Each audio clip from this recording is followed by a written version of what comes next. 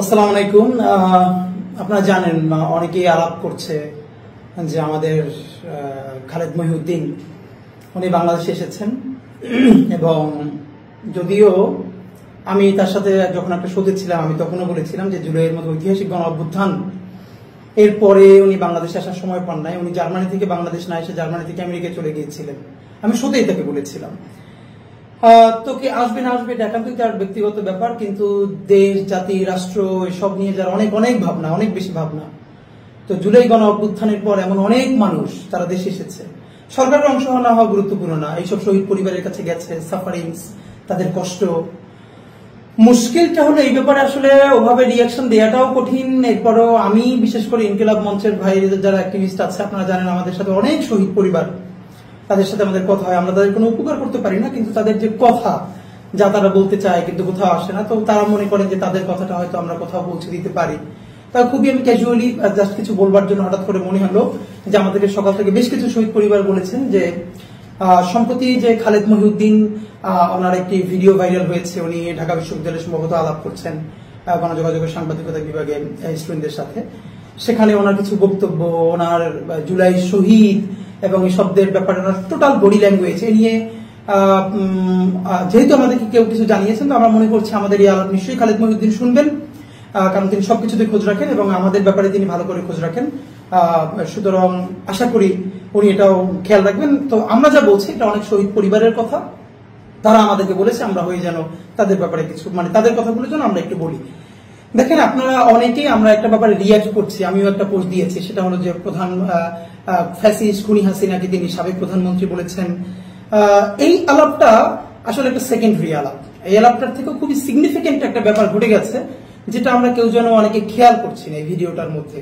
আপনাকে কেউ খেয়াল করেছেন যে এই আলাপের একটা অংশে আমাদের খালেদ মহিউদ্দিন বলছেন এনসিপির যারা তরুণ তুর্কি মানে হাসনাত সার্জিস তাদের কথা বলতে গিয়ে তারপরে খালেদ মহিউদ্দিন যখন পলাতক ছাত্রলীগের খুনি লীগের সভাপতি সাদ্দামের ইন্টারভিউ করতে চেয়েছেন, তখন তো বাংলাদেশের আপমর সবাই এটার বিরুদ্ধে গিয়েছে এবং সেটা বেআইনিও ছিল। এবং তখন সম্ভবত হাসনাত সার্জিস ওরা যেরকম বলেছিল যে এই রক্তের সাথে বেইমানি করে প্রতারণা।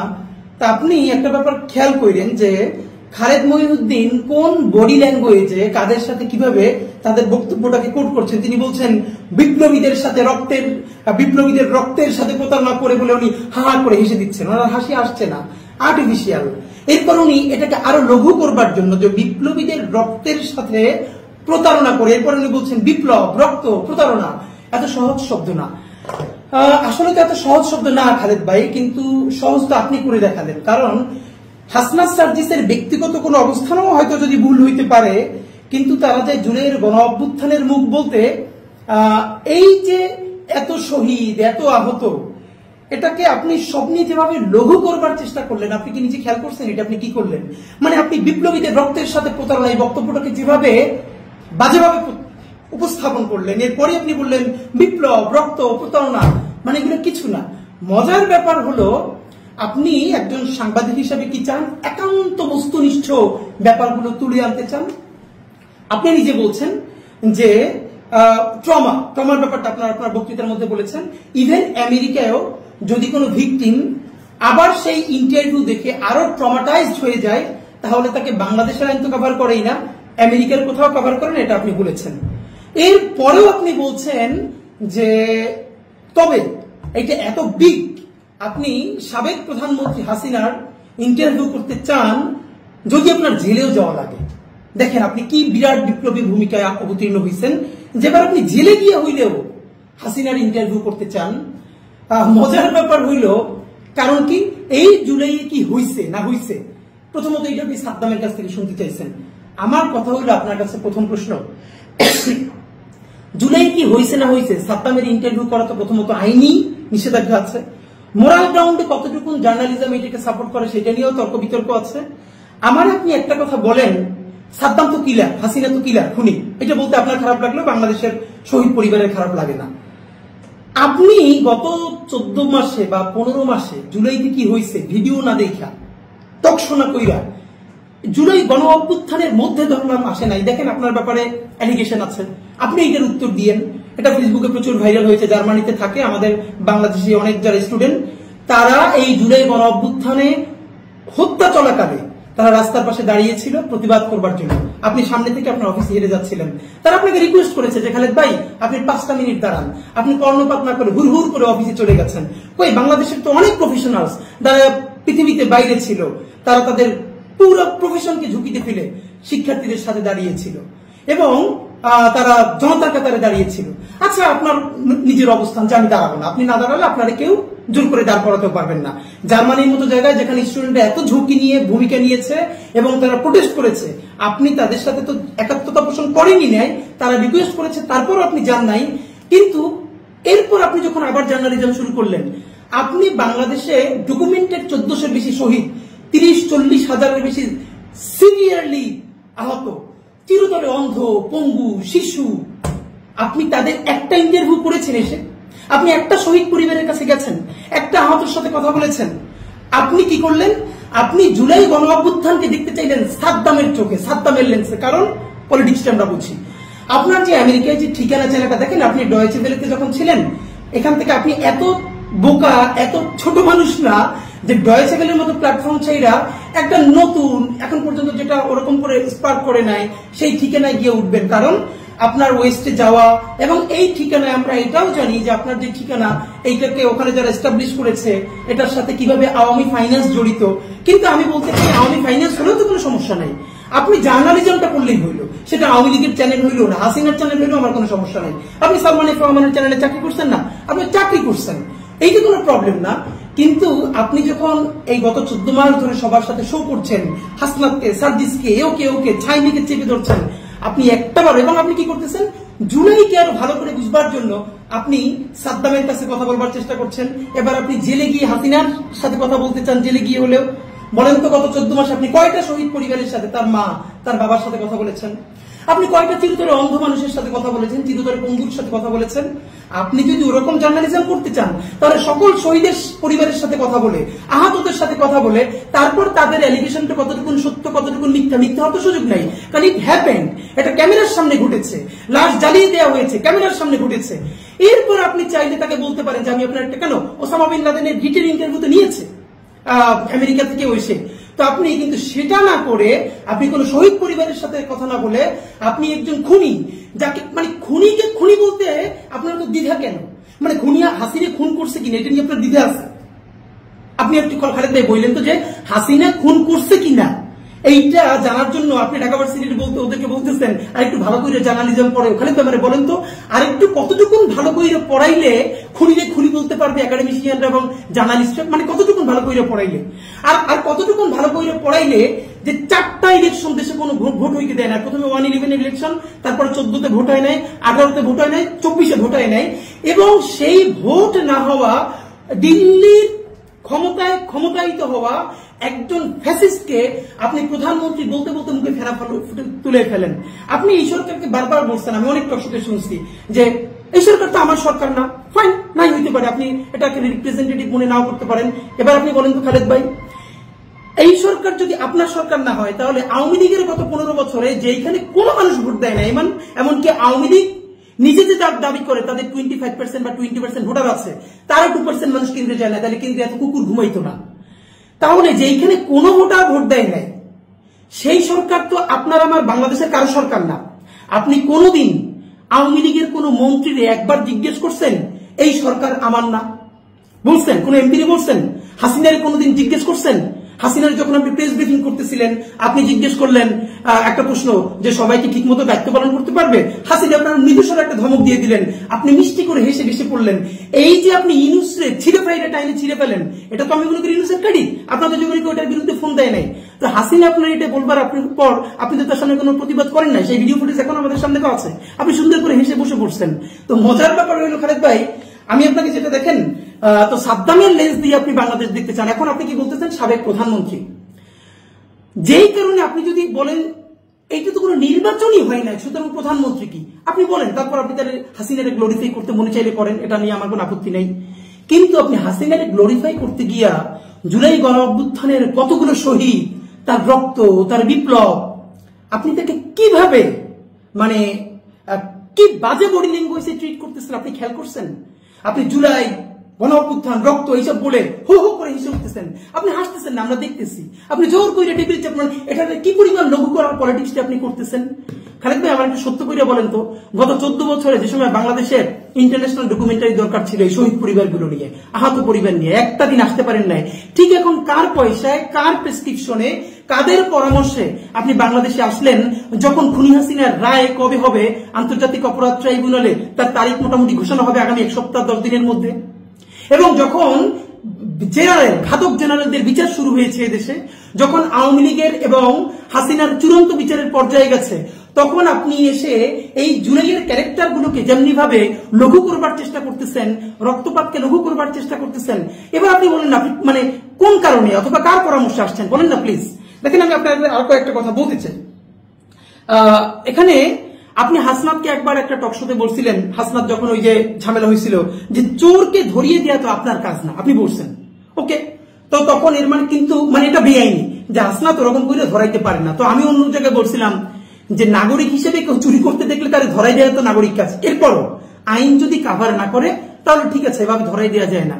তাহলে চোরকে ধরাইয়া দেওয়ার ফলে হাসনাত যদি বেআইনি কাজ করে, তাহলে বাংলাদেশে এবং আন্তর্জাতিক যে স্ট্যান্ডার্ড আছে, যে ভ্যালিউজ আছে, কাস্টমস আছে, তার বাইরে গিয়েও আপনি হাসিনার ইন্টারভিউ করে জেলে যেতে চান?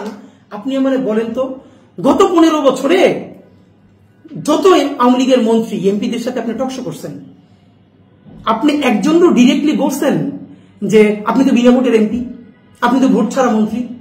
না, বলেন না। আমি আপনার মনে করাই দিই, করোনার সময় আমির হোসেন আমু আপনি একটা ইন্টারভিউ নিতেছিলেন, ইন্টারভিউ নেওয়ার সময় আপনার দুই একটা প্রশ্ন শুনি না, তার ভালো লাগে না, সে মাইকটা ছাইরা উইটা হাইটে গেছে, আপনার হাতে কলম ছিল, আপনি রাগে ক্ষোভে কলমটা আস্তে করে ছেড়ে দিয়েছেন, আপনি একটা শব্দ বলেন নাই, কোনো প্রতিবাদ করেন নাই। এখন এই অবস্থা হইলে কেমন করবেন আপনি চিন্তা করেন তো। দেখেন আপনি ক্ষমতার কাছে কি পরিমাণ নতজানু ছিলেন। ওই আমু যে রিয়েকশনটা আপনারে দিছে, আপনি উঠে বলছেন এই আমু সাহেব আপনি কিন্তু বিনা ভোটের এমপি, ভোট চুরির এমপি, ভোট চুরির মন্ত্রী। শেখ হাসিনা তো দূরের কথা, আপনি বলতে পারেন না, কিন্তু সেই বিনা ভোটের প্রধানমন্ত্রীর আপনি বারবার প্রধানমন্ত্রী হিসেবে পোট্রি করতেছেন, অথচ আপনি নিজে দেখেছেন। আপনি দেখবেন কেমন? আপনি তো 14 মাস দেশে একবার আসেন নাই, একটা শহীদ পরিবারের সাথে কথা বলেন নাই। জুলাই কি হয়েছে এটা আপনি প্রথমে সাদ্দামরে দিয়ে করাইতে চান কেন? লক্ষ লক্ষ মানুষ হবে, ভিউ হবে, আপনার সাবস্ক্রিপশন বাড়বে, এবার আপনি হাসিনার নিয়ে আলাপে আনতে চান। তো এটা তো আমরা বুঝি। তো হাসনাত যদি বেআইনি কাজ করে থাকে, তাহলে এবার এই বেআইনি কাজ তার থেকে 1000 গুণ বেআইনি কাজ আপনার করবার মতো এখতিয়ার কে দিল, বা আপনার কোন মোরাল গ্রাউন্ড এটারে সাপোর্ট করতেছে ভাই, একটু আমার বললেন তো।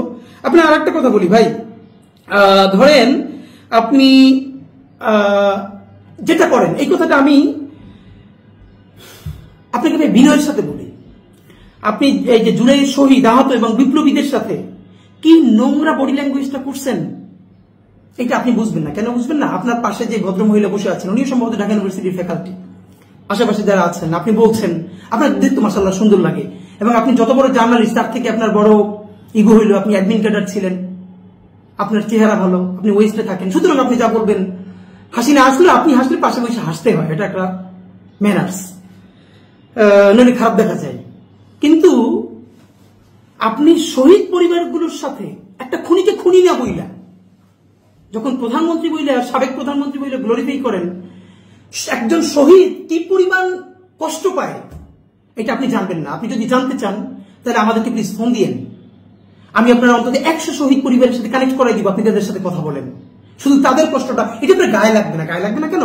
এই শহীদ পরিবারগুলোর ট্রমা আপনি বুঝবেন না, কারণ আপনি এই সময় রাজপথে থাকা তো দূরের কথা, আপনি রাজপথে ছিলেন না, এমনকি ওখানে যারা জার্মানিতে আন্দোলন করেছে তাদের সাথেও ছিলেন না। এমনকি আরো ইন্টারেস্টিং হলো, যখন জুলাই গণ অভ্যুত্থান চলে, তখন আওয়ামী লীগের বড় কোনো এমপি মন্ত্রী ধরে আপনি ছাই চেপে ধরেন নাই যে আপনারা সাবমেশিন দিয়ে গুলি কইরা রিয়া গোপের কলিজে ছিঁড়ে ফেলতেছেন, ধরছেন? উত্তর দেন। আপনি যেগুলো কিছু করেন নাই, সুতরাং আপনি মানুষ মরে যাচ্ছে, মানুষের কলিজে ছিঁড়ে যাচ্ছে, এখনো চিরতরে একটা 16 বছরের শিশু অন্ধ হয়ে গেছে, আর আপনি এটার সাথে কথা বলতে গিয়ে আপনি হাসতেছেন, আপনি নর্মালাইজ করতেছেন। এই পলিটিক্সটা আমরা কি কতটুকু বুঝিবার, শহীদ পরিবার প্রচন্ড কষ্ট দেয়। খালেদ ভাই, আমাদের এক একজন এক একভাবে অ্যাক্টিভিজমের প্যাটার্ন থাকবে, পক্ষ বিপক্ষ থাকবে। এই যে আমি আপনার সাথে বলি, আপনি আবার আমার টক শোতে বলবেন, আমি আপনার গিয়ে বিপক্ষে বলবো, আপনি আমার সমালোচনা করবো, আপনি আমার করবেন। কিন্তু ভাই, আপনি একটা রিকোয়েস্ট করি, আপনার মানে আপনি তো সেন্সিবল মানুষ, আপনার এই অ্যাটিটিউডটা না শহীদ পরিবারদেরকে অনেককে খুব কষ্ট দিচ্ছে। আপনি তাদেরকে একটা সরি বলে দিন, তাতে আমার মনে হয় আপনি বড় হবেন। আপনার এই কাজটা উচিত হয় নাই। দেখেন, আমি আপনার যেটা বলতে চাই সর্বশেষ, সেটা হলো আমি আপনার এই আগমনকে অত্যন্ত সন্দেহের চোখে দেখি। আমি দৃঢ়ভাবে বিশ্বাস করতে চাই আপনি কোনো এজেন্ডা নিয়ে আসেন নাই, কিন্তু বাংলাদেশের মানুষকে আমি বলি, প্লিজ, বাংলাদেশের 18 কোটি মানুষ একমাত্র গণহত্যাকারী ছাড়া আর বাকি সকল বাংলাদেশপন্থী দল, রাজনৈতিক দল, শক্তি, সামনে যখন নভেম্বর আসছে, যেটা গত 1.5 বছরের মধ্যে সব থেকে ক্রিটিক্যাল টাইম আমাদের জন্য, কোন টাইম? যখন খুনি হাসিনা যতগুলো গণহত্যা করেছে তার অনেকগুলো বড় রায় হবে এই মাসের মধ্যে, নভেম্বরের মধ্যে। এবং এই যে ঘাতক জেনারেল, তাদের বিরুদ্ধে অফিসিয়ালি ট্রায়াল শুরু হয়েছে।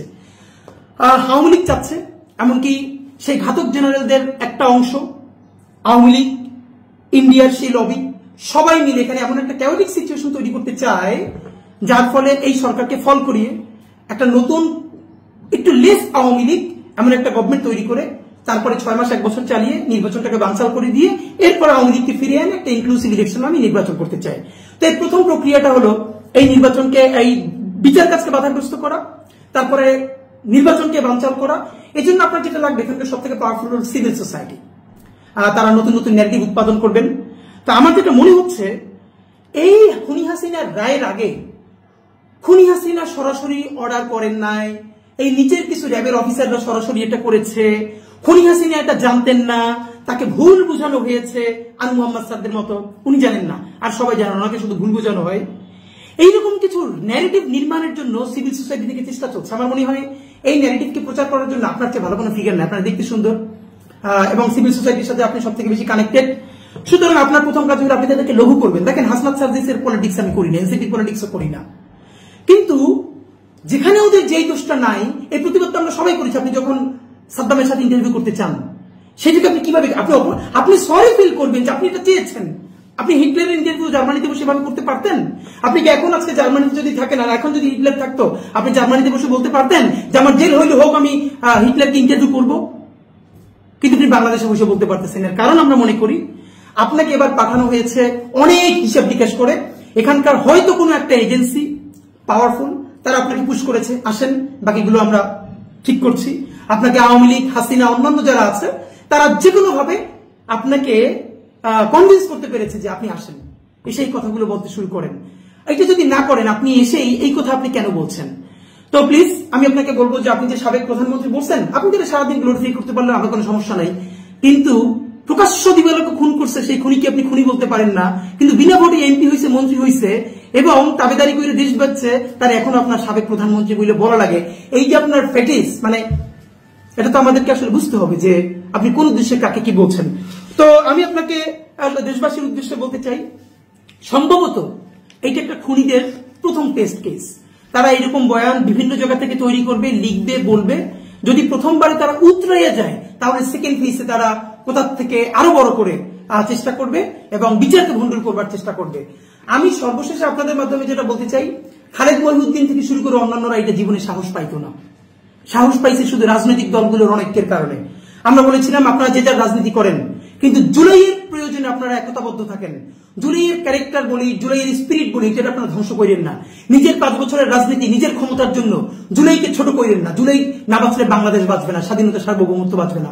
খালেদ মহিউদ্দিন চিন্তা করলেন, ও এখন যদি আমি জুলাইয়ের ক্যারেক্টার গুলোকে নিয়ে মকারি করি, রক্ত, বিপ্লব, এইরকম করে বলি, তাহলে আমার প্রথম শেল্টার দিবে বিএনপি। কারণ এনসিপি, যেহেতু তারা এখন এনসিপি ক্যারেক্টার হয়ে গেছে, সুতরাং তাদের বিরুদ্ধে বললে কোনো সমস্যা না, আমাকে বিএনপি শেল্টার দিবে। তো এই যে আমাদের পলিটিক্যাল বিভাজন হইল জুলাইকে কেন্দ্র করে, আজকে বিএনপির বিরুদ্ধে বলে শেল্টার দিবে এক গ্রুপ, আবার এনসিপির বিরুদ্ধে বলে বিএনপি শেল্টার দিবে, করে করে আপনারা একদিন দেখবেন, একটা কবিতা আছে না যে আজকে ওরে ধরে নিয়ে গেছে, আপনি বলবেন ও তো আমার শত্রু, ওরে ধরে নিয়ে গেছে, থাক, আমার প্রতিবাদ করার দরকার নাই, ও তো আমার বন্ধু না। এরকম প্রতিদিন আপনি চুপ করে থাকবেন, কিন্তু সর্বশেষ আপনারা নিয়ে যেদিন ধরা হবে, সেদিন আপনার প্রতিবাদ করবার মতো আর কেউ থাকবে না। কারণ এর আগে সবাইকে ধরে নেওয়া হয়েছে, কিন্তু আপনি তখন প্রতিবাদ করেন নাই। আজকে এনসিপি লিডারকে বলে বিএনপিকে অ্যাডভান্টেজ দেওয়া হবে, তারা নাই হয়ে যাওয়ার পরে জামাতকে ধরা হবে, জামাতকে অ্যাডভান্টেজ দেওয়া হবে বিএনপির বিপক্ষে, করে করে করে করে বাংলাদেশের সকল শক্তি নাই হয়ে যাবে এবং আওয়ামী লীগ কামব্যাক করবে। সুতরাং সেন্সিবল সকল মানুষের প্রতি আমার বিনীত অনুরোধ, সামনের নভেম্বর বিচারের প্রশ্নে কোনো আপোষ করা যাবে না। আমাদেরকে বিচার এবং সুষ্ঠু বিচার ঘরে আনতে হবে। এই প্রশ্নে বিএনপি, জামাত ইসলামী, এনসিপি, গণ অধিকার পরিষদ, এবি পার্টি, যত দল আছে সবাইকে আমাদের ঐক্যবদ্ধ থাকতে হবে। আপাতত আমাকে অ্যাডভান্টেজ দিয়ে যদি আরেকজনের বিপক্ষে বলে, এটাকে আপনি হাসি মুখে নিয়েন না, মনে করেন পরের ঢিলটা আপনার উপরে ছুটবে। কখন? যখন ও আর আপনার ব্যাপারে সাহায্য করতে আসতে পারবে না। তো আমি আপনাকে বলি, খালিদ মহিউদ্দিন ভাই, আমি আপনাকে চাইলে আরো প্রচন্ড ভাবে বলতে পারতাম, এবং কিন্তু আমি আসলে অনার করতে চাই আপনাকে ওই জায়গাটা, এবং আমি মনে করি, দৃঢ়ভাবে বিশ্বাস করি, আপনি যে বডি ল্যাঙ্গুয়েজটা শো করেছেন, এটা জুলাইয়ের শহীদ পরিবাররা প্রচন্ড কষ্ট পেয়েছে, আমাদেরকে জানিয়েছে, আপনি তাদেরকে সরি বললেন। আর হাসিনারে যদি খুনি দেখতে আপনার খুব কষ্ট হয়, যদি প্রপার এভিডেন্স আপনার কাছে মনে হয় না, এটা এভিডেন্স নাই, হাসিনাকে গিয়ে জিজ্ঞেস করতে হবে, তাহলে আপনি প্লিজ হাসিনার সাথে দেখা করেন না, দেখা করে জিজ্ঞেস করেন সেই খুনগুলো করছে কিনা, ভিডিওগুলো দেখাইয়া। কিন্তু এই যে তারে ইন্টারভিউ করে আপনি জেলে গিয়া হিরোইক একটা মহাকাব্য তৈরি করবেন, এইটা জুলাইয়ের সাথে গাদ্দারি বলবো না, এইটা হলো এখানকার ভ্যান চালক, রিক্সাওয়ালা, যারা আপনার মতো বিসিএস ক্যাডার হয় নাই, চেহারা ভালো না, যার কোনো কণ্ঠস্বর নাই, এইসব মানুষদেরকে এই লিডটা কেমনি করে খামচে খামচে খায়, তার একটা ক্লাসিক উদাহরণ হয়ে থাকবে। এগুলো করেন না ভাই, প্লিজ। ধন্যবাদ। আমি কোনো ব্যক্তি বিশেষের বিরুদ্ধে কখনো সমালোচনা করি না, আমার এটা অভ্যেসে নেই। আর এই ধরনের ওই অ্যাক্টিভিজমের নামে কাউকে গালি দেওয়া, কাউকে ছোট করা, কারো পাছায় বাঁশ দেওয়া, এগুলি আসলে আমি একদম কখনোই পছন্দ। আপনারা দেখেছেন আমি কখনো এই নিয়ে ভিডিও করা বা কোনো ধরনের প্রতিবেদন করা, এগুলো আমি করি না। কিন্তু না করতে করতে এমন একটা অবস্থায় পৌঁছেছে বাংলাদেশের, মানে পুরো রাজনৈতিক পরিবেশ এবং বাংলাদেশের এই অ্যাক্টিভিস্ট লেভেলের মানুষদের অবস্থা, যা আসলে কোথায় যে পৌঁছে যাচ্ছে আমাদের এই সোশ্যাল মিডিয়ার অবস্থা থেকে শুরু করে সমাজের অবস্থা, রাজনৈতিক অবস্থা, রাজনীতিবিদদের অবস্থা, পুরো রাজনৈতিক পরিবেশ, এটি আসলে খুবই নিকৃষ্ট অবস্থানের দিকে চলে যাচ্ছে। আমি আজকে একটু বিশেষ করে এক ভদ্রলোকের ব্যাপারে কথা বলতে চাই, সেটি হলো খালেদ মহিউদ্দিন। এই ভদ্রলোক, আমি তাকে দেখতাম খুব ভালো একজন উপস্থাপক, নিঃসন্দেহে সে স্টাডি করে প্রচুর, তার সেই ইয়ে আছে, খুব ভালো, আমি পছন্দের একজন মানুষ। কিন্তু ওনার যে বিষয়গুলি, আমি অন্যান্য বিষয়গুলি নিয়ে কোনো প্রশ্ন বা কোনো ধরনের মন্তব্য করতে চাই না, আমি দুটি বিষয় স্পষ্ট করতে চাই। এক হলো, সে যখন আওয়ামী লীগের আমলে বাংলাদেশে ইন্ডিপেন্ডেন্ট টেলিভিশনে সে সুযোগ পেয়েছিল, সেখান থেকেই সে ক্লিক করেছে, সেখানে সে খুব সাহসিকতার সাথে সরকারের মন্ত্রী এমপিদের প্রশ্ন করতেন, যেটা ভালো লাগতো বিএনপি বা বিরোধী দলীয় তৎকালীন সময় যারা ছিলেন তাদের কাছে ভালো লাগতো, যে ওরে বাবা, সরকারি টেলিভিশনের মধ্যে সরকারি এমপি মন্ত্রীদের এনে এভাবে প্রশ্নবিদ্ধ করা একজন সাংবাদিক, এরকম সাহসী সাংবাদিক কয়জন আছে, ইত্যাদি ইত্যাদি। দেখুন, একটা জিনিস মাথায় রাখতে হবে, তিনি আওয়ামী লীগের মালিকানায়, একটা প্রভাবশালী আওয়ামী লীগের নেতার মালিকানায় একটা টেলিভিশনে তিনি সাংবাদিকতা করেছেন, এবং সেই প্রভাবশালী মালিকের খুব ক্লোজ তিনি ছিলেন। এখন ওনার রাজনৈতিকের কানেকশন নিয়ে আমি কথা বলতে চাই না, কারণ যে কোনো রাজনৈতিক পছন্দ থাকতে পারে, কিন্তু উনি ওই টেলিভিশনের মালিকের খুবই কাছের, তার সাথে সম্পর্ক ছিল, রাজনৈতিক বিশ্বাসও হয়তো তারা একই থাকতে পারে, এটা তাদের ব্যাপার। কিন্তু এই যে আওয়ামী লীগের নেতা, বড় বড় নেতাদেরকে, এমপিদেরকে, মন্ত্রীদেরকে যে এত কঠিন প্রশ্ন করার পরেও সেখানে অবস্থান করে সাংবাদিকতা করে যাওয়া, এর জন্য যে ব্যাকআপ প্রয়োজন সেটা তার ছিল।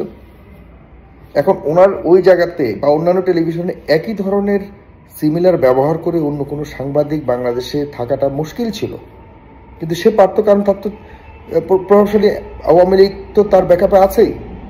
কারণ তিনি তো ওই অধিকার আছে না যে আমার সন্তান ঘরের মধ্যে যদি এক বড় বড় করে কথা বলে, আর ধরেন আমাকে অপছন্দ যারা করে তারা যদি দেখে আরে বাবা আমার সন্তান আমাকে আঙ্গুল তুলে কথা বলতেছে, আমি তো আমার সন্তানকে শত্রু হিসেবে দেখবো না, আমাকে দেখবো, তার সাথে একটা বোঝাপড়ার পরিবেশ তৈরি করব, বা তাকে আমি বোঝানোর চেষ্টা করবো, সে আমাকে বোঝানোর চেষ্টা করবে, তারপরও সে যখন আমাকে ধমক দিয়ে কথা বলবে, কারণ বাপ আর সন্তানের একটা সম্পর্ক, ভালোবাসার সম্পর্ক থাকে, সেই জায়গাটা সে এনজয় করেছে।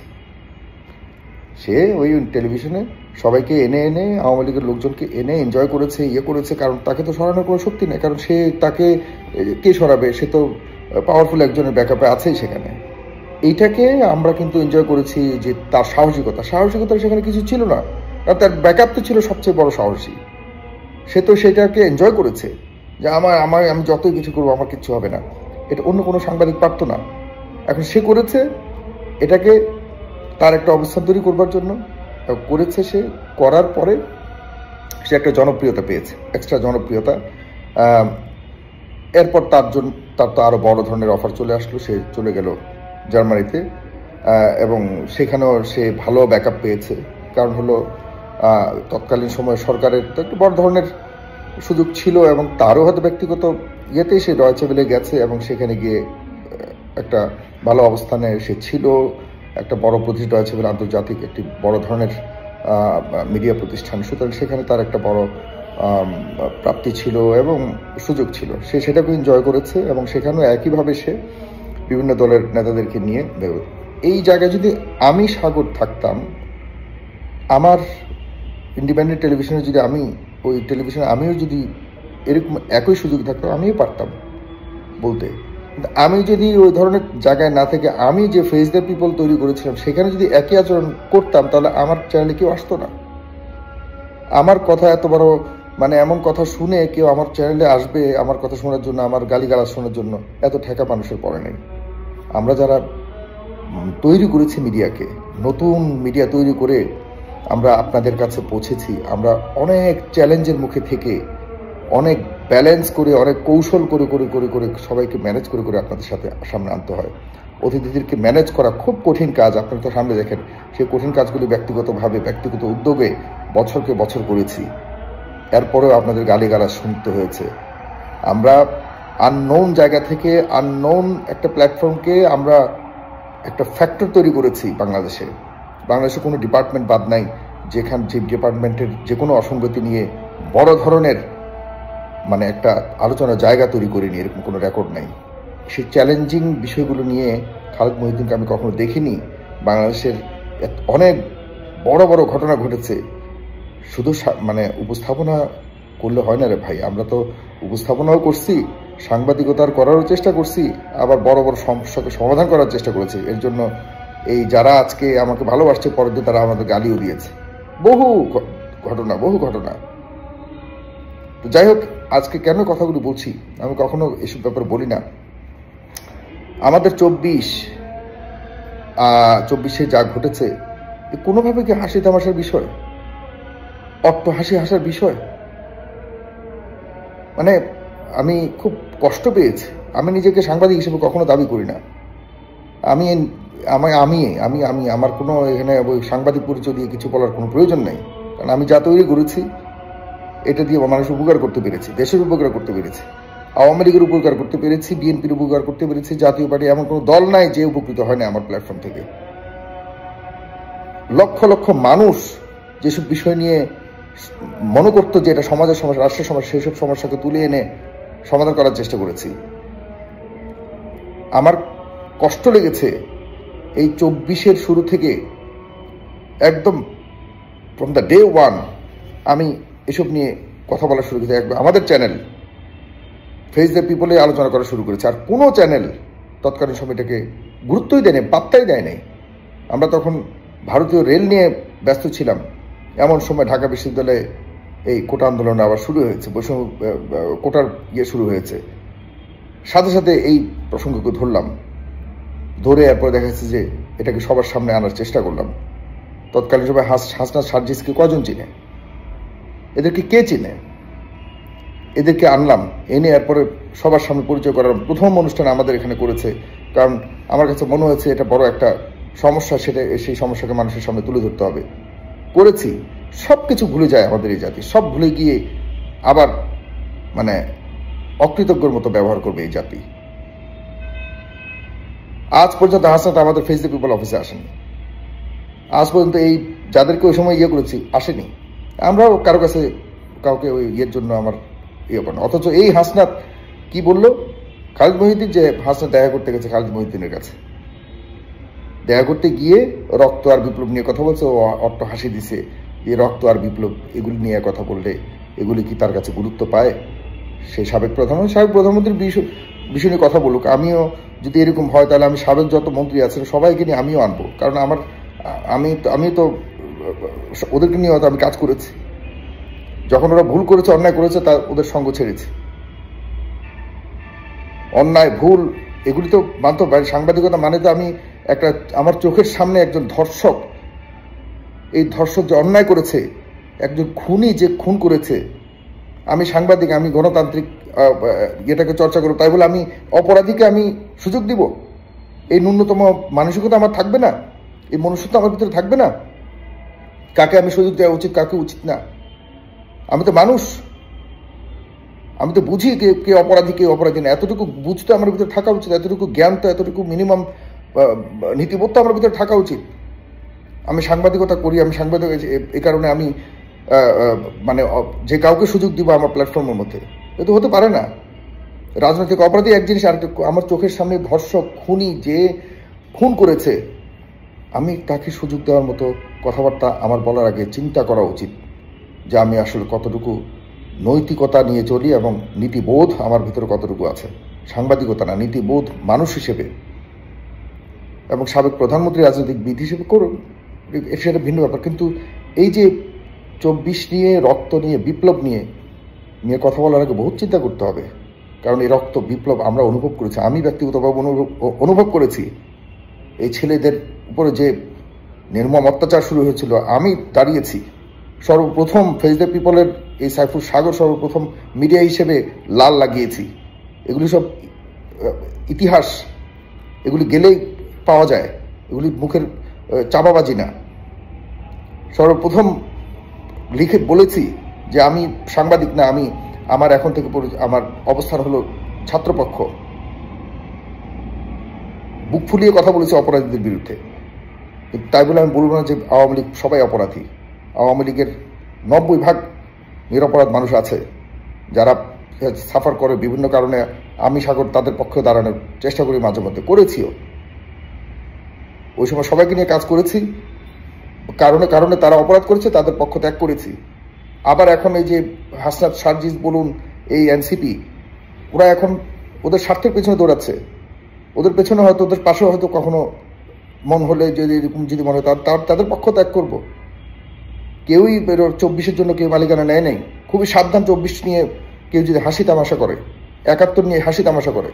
1971 এবং 24 আমাদের মানে অঙ্গের অন্যতম, বুঝতে হবে এটা। আমাদের শরীরের মধ্যে যদি 2টা কিডনি থাকে, 2টা চোখ থাকে, তাহলে এই 2টি জিনিস সমানভাবেই আমরা দেখি, এগুলিকে দেখতে হবে। অট্টহাসি হাসা মানে বিপ্লব নিয়ে এবং রক্ত নিয়ে, শহীদদের নিয়ে মস্করা করা, মানে এগুলি গ্রহণযোগ্য নয়। এগুলির পেছনে অনেক কারণ আছে। আমরা ভিউ ব্যবসায় করি না। সাবেক প্রধানমন্ত্রীকে আনলে একবার সারা বাংলাদেশের মানুষ, কোটি কোটি মানুষ দেখবে, এটা আমরাও বুঝি। এগুলো আমরাও করতে পারি। সাবেক প্রধানমন্ত্রী তো একদম ইউনিয়ন লেভেলের নেতাদের সাথে কথা বলে, ওনাকে আনতে পারেন, আনেন। কিন্তু একদিকে সাবেক প্রধানমন্ত্রী আইনে আনবেন, আপনি এটাকে বড়াই করে বলবেন যে 24 কিছুই না, 24 হলো একটা ভাওতাবাজি। ছি! আপনি প্রধানমন্ত্রীকে আনেন, সাবেক প্রধানমন্ত্রীকে এনে আপনি আলোচনার আয়োজন করেন। মানুষ যদি পছন্দ করে আপনাকে গ্রহণ করবে, না হলে গ্রহণ করবে না, সেটা ভিন্ন বিষয়। কিন্তু আপনি 24 নিয়ে মস্করা করতে পারেন না মিস্টার মহিউদ্দিন। সাংবাদিকতা আপনারা রেডিমেড সাংবাদিকতা করেছেন, আমরা সাংবাদিকতাটাকে নিজে তৈরি করছি, এরপরে মানুষের জন্য সবাই মানুষের উপকারের কাজ করেছি। এখনো নিজেকে মনে করি না বড় সাংবাদিক বা কিছু একটা, এভাবে কথা বলি না কখনো। খুব সাবধানে 24 নিয়ে কথা বলতে, 1971 সাল নিয়েও যারা কথা বলেন তাদেরও খুব সাবধানতা অবলম্বন করতে হবে। বহুত কিছু হচ্ছে। হাসনাতরা এখন 24কে এই বিভিন্ন কারণে বিভিন্ন জায়গাতে গিয়ে গিয়ে মস্করার বা এরকম হাসাহাসির বিষয়বস্তু বানাবে, কখনোই আশা করি না। সাবধান তোমরাও। তোমরা গেছো দেখা করতে, সেখানে সে তো বললোই যে হাসনাত আসছে দেখা করতে, এখানে এসে বিপ্লব আর রক্ত নিয়ে কথা বলছে, অট্ট হাসি হেসে সে উড়াই দিছে। আর হাসনাতদেরকে মানুষ খুঁজে পায় না। হাসনাতরা এখন শুধুমাত্র সংসদে যাবে এই অপেক্ষায় বসে রয়েছে। বিভিন্ন জায়গায় যেখানে গেলে সংসদে যাওয়ার পথ প্রসারিত হবে, সেই জায়গায় গিয়ে গিয়ে তারা এখন বিপ্লবে বিক্রি করা শুরু করছে। ছি!